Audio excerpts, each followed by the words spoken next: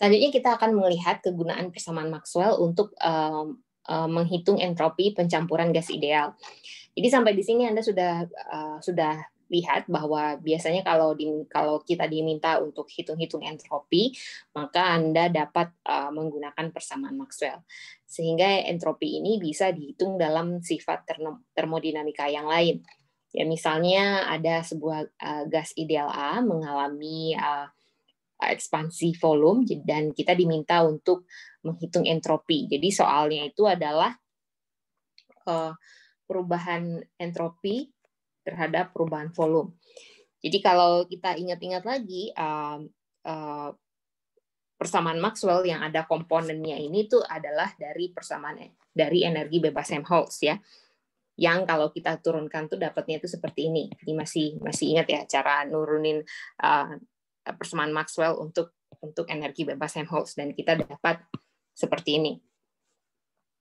Jadi di sini ada gas ideal A mengalami ekspansi volume dan kita diminta untuk menghitung entropinya. Jadi nah, karena pertanyaannya adalah gas ideal, berarti gas ideal kan PV sama dengan RT. Jadi kalau kita hitung dP per dt-nya itu akan didapat NR per V ya. Ini NRT lah ya.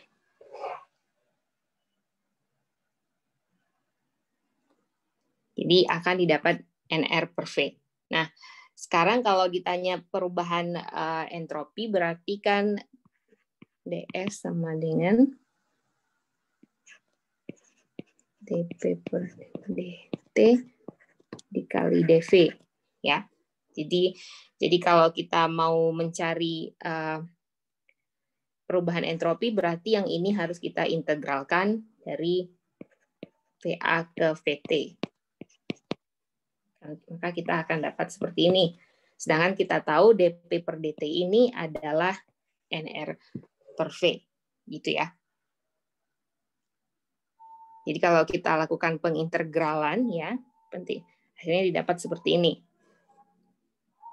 Jadi ini adalah perubahan entropi untuk gas ideal A yang mengalami ekspansi volume dari A ke T. Nah, jika kita sudah mendapatkan persamaan ideal untuk gas A yang mengalami ekspansi, nah sekarang terjadi pencampuran antara gas A dan gas B. Dan pencampuran ini sampai pada titik kesetimbangan. Karena gas ideal ini tidak bereaksi satu sama lain, maka reaksi setelah pencampuran adalah jumlah mol gas A dikali, ini yang terjadi setelah pencampuran karena mereka tidak bereaksi, maka kita bisa tulis seperti ini, jumlah mol gas A dikali perubahan entropi A, dan jumlah mol B dikali perubahan entropi B.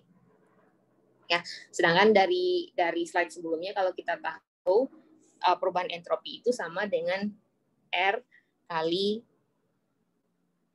ln VT, V akhir dan VA gitu ya, per VA.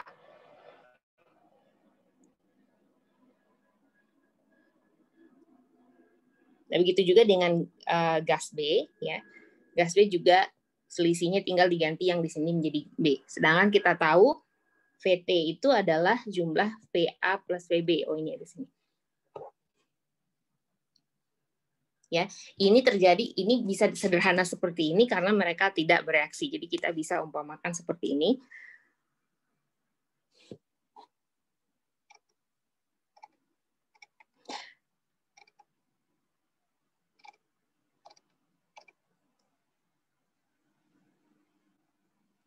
Oke. Nah, dari sini perubahan entropi dari total gas A dan gas B itu dapat kita sederhanakan sebagai berikut. Jadi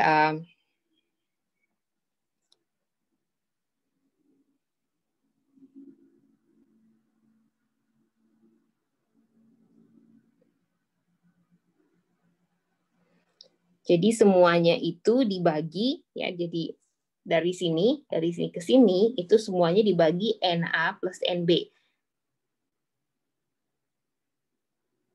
Ya. NA plus NB karena kita mau merubahnya dalam bentuk mol fraksi. Jadi fraksi gas A itu adalah XA itu adalah fraksi gas A di dalam campuran gas adalah sebagai berikut. Ini untuk memudahkan perhitungan ya. Jadi kiri dan kanan itu dikali seper NA plus NB. Jadi Anda lihat di sini ya.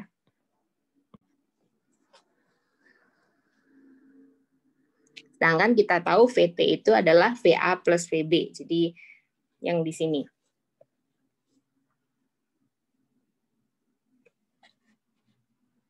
Nah, jadi di sini R-nya itu dikeluarkan ya. Ini R-nya dikeluarkan, jadi R-nya ditaruh di depan, terus bisa menjadi seperti ini. Jadi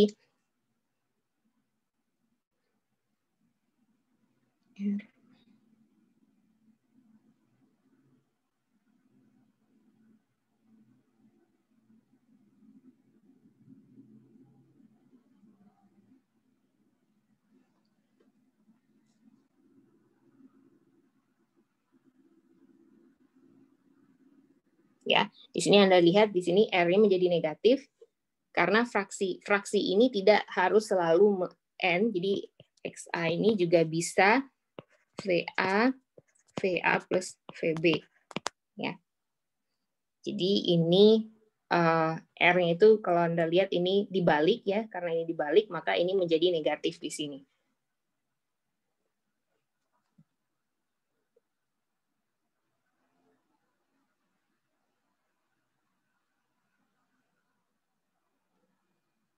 Oke.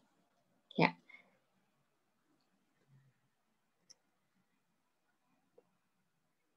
Jadi oke. Jadi secara umum entropi pencampuran gas ideal itu bisa ditulis seperti ini, yang dimana jumlahnya itu tergantung dari fraksi mol gasnya masing-masing.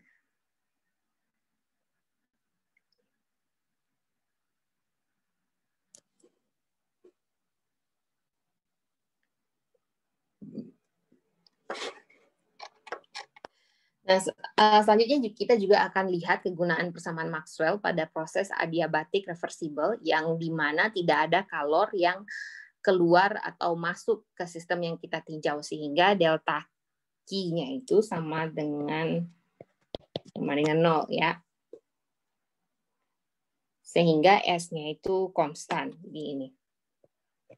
Jadi perubahan temperatur terhadap perubahan tekanan ketika S-nya konstan. Nah, untuk gas ideal, perubahan temperatur terhadap perubahan tekanan pada saat entropi konstan adalah sebagai berikut ya. Ini ada di buku, penurunannya tidak akan kita bahas di kelas ini. Nilainya itu sebanding dengan minus T per CP ini ya, DS per DP per T. Jadi ini setelah dilakukan penurunan panjang ini ada di appendix ya kalau Anda mau lihat. Bisa didapat angka seperti ini.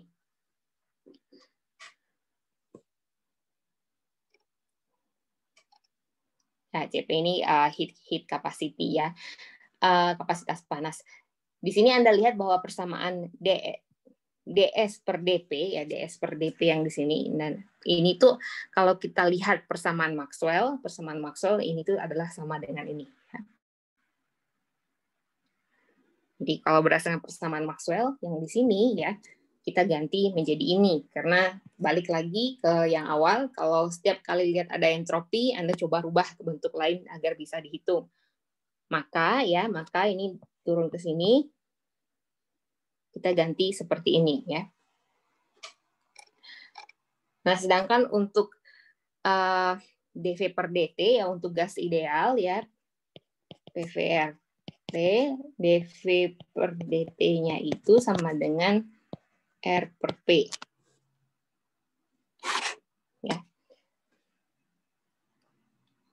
Lalu kita substitusikan ke sini, jadi kita masukkan ke yang tadi ya, yang di sini. Terus kita atur ulang sehingga didapatkan seperti ini.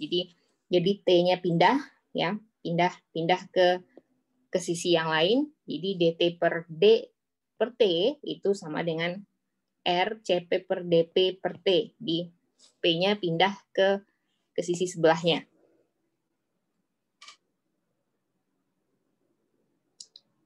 Lalu kita integralkan ya. Jadi dari sini Anda integralkan ya.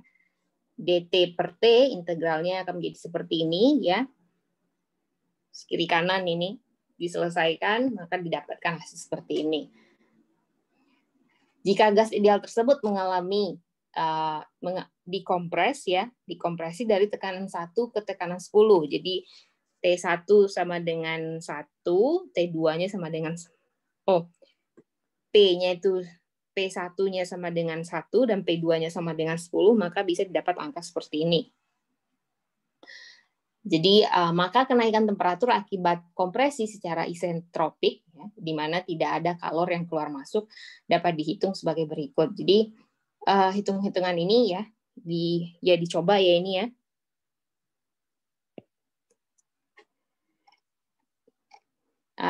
Oke. Jadi maka setelah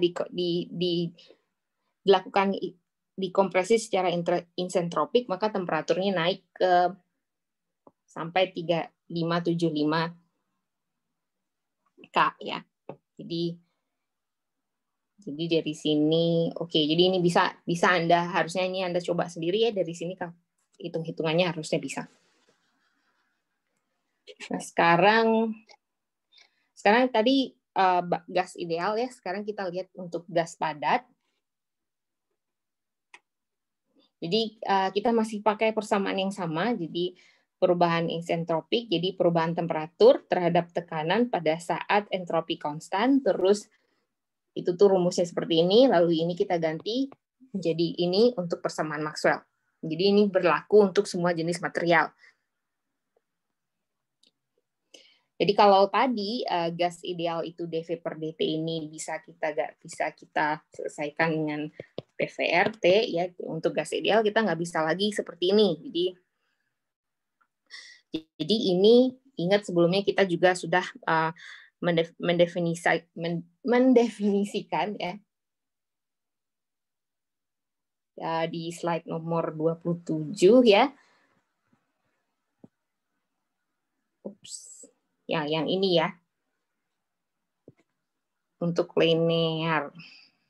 Ya, ini. Jadi sebelumnya Anda bisa pakai ini karena tadi ada dV per dt. Jadi untuk gas padat kita bisa pakai koefisien ekspansi thermal volume. Jadi bisa kita ganti yang di sini.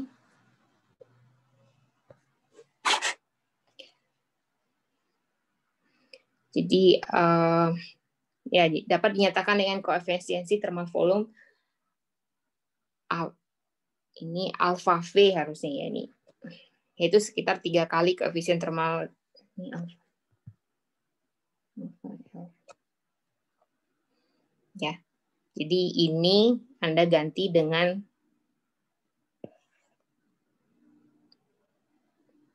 alpha L yang tadi.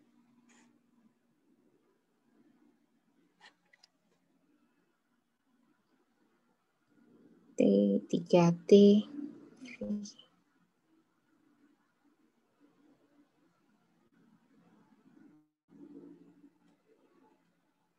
Jadi kalau Anda lihat lagi yang tadi,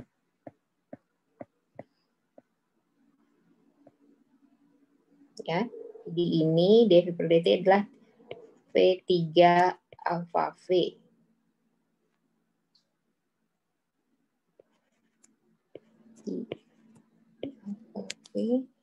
Alpha V, terus sedangkan alpha V itu adalah 3 kali alpha L. Ya. Jadi ini itu adalah alpha V kali V volume. Sedangkan alpha V ini adalah 3 kali alpha L. Ya, jadi ini disubstitusikan ke sini.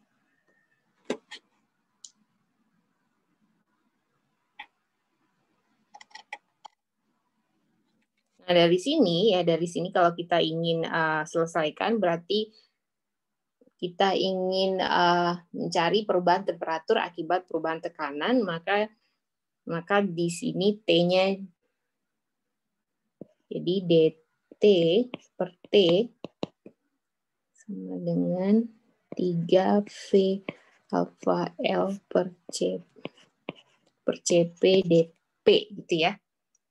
Dari sini lalu kita dapatlah ini ya. Ln T2 per T1 dan ini alfa L, V dan CP yang di sini ya. Alfa L, V dan CP dan 3 ini dianggap konstan. Jadi DP kalau dinaikkan menjadi P2 kurang P, diintegralkan menjadi P2 kurang P1. Jadi ini adalah hasil integralnya. Nah, sedangkan ln T2 per T1 itu sama dengan, bisa ditulis seperti ini ya, T1 plus delta T, T2 itu adalah delta T ya.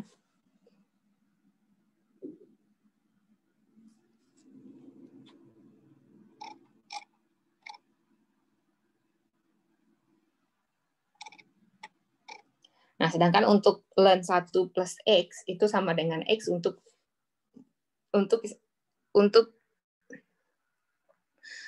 X yang sangat kecil. Jadi satunya ini bisa dianggap 0 untuk X yang sangat kecil ya. Jadi akhirnya bisa kita selesaikan menjadi seperti ini. Jadi ln delta T per T1 ini tadi dari depan kita anggap konstan, lalu P2 kurang P1. Jadi untuk tembaga yang dikompresi dari ini P2, ini P1, maka tinggal dikali 9 ya di sini.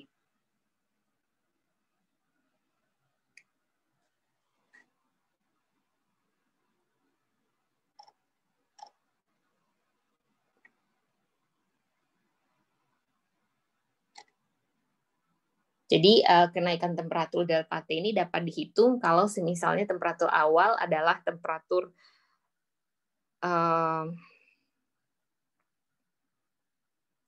jadi delta T per T1-nya ini sangat kecil, jadi bisa dianggap kalau ini tuh boleh dikatakan tidak ada perubahan temperatur sama sekali.